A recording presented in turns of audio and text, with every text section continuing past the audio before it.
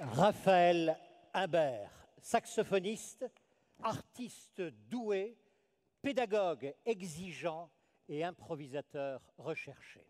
Raphaël Imbert.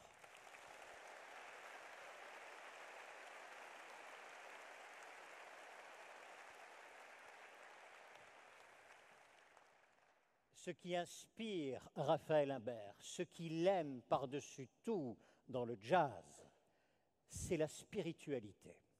Et c'est peut-être dans ce confin-là, la spiritualité, que l'on retrouve les meilleurs musiciens et les meilleurs mathématiciens. Que je vous raconte une histoire de mathématicien pour comprendre celle qui nous arrive aujourd'hui. Au XVIe siècle, à Pise, Scipione del Ferro découvre pour la première fois en Europe la façon dont on peut résoudre une équation du troisième degré, c'est-à-dire une équation à trois inconnus. Il est professeur d'université, il est businessman, il est homme d'affaires. Et la course est désormais lancée pour les équations du quatrième et du cinquième degré. La tâche est ardue, de telle sorte que les mathématiciens européens inventent des nombres qui n'existent pas pour pouvoir résoudre ces équations-là. Évidemment, elles se divisent sur le procédé. Bombelli, à Pise, mathématicien, parle de nombres sophistiqués. Descartes s'en empare, il les apprivoise et parle de nombres imaginaires. Autrement dit, après la Renaissance, en Europe, nos mathématiciens ont fait comme les poètes, ils ont fait comme les artistes, ils ont inventé ce qui n'existait pas.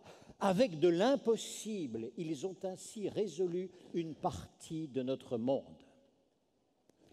Leurs héritiers aujourd'hui travaillent sur l'intelligence artificielle. Ils y travaillent, ils la construisent, et l'un des plus grands mathématiciens de son époque travaille également dessus. Un jour, l'intelligence artificielle pourra-t-elle faire ce que l'homme sait faire de mieux? De l'à peu près et du sourire, se tromper et aimer. Un mathématicien de son époque travaille sur cette question, d'abord parce qu'il a cette compétence de physique mathématique, mais également parce que c'est un passeur de savoir. Cédric Villani est enseignant-chercheur à l'Université de Lyon. Il est également député de l'Essonne, parce que, dit-il, l'esprit scientifique manque si souvent aux hommes de pouvoir. Alors, Cédric Villani est également médaille Fields de 2010. Et quand vous irez voir cette médaille, vous verrez qu'il est inscrit ceci: s'élever au-dessus de soi-même et conquérir le monde. C'était une devise des hommes. Deviendra-t-elle un jour un programme d'intelligence artificielle? Je vous demande d'applaudir Cédric Villani.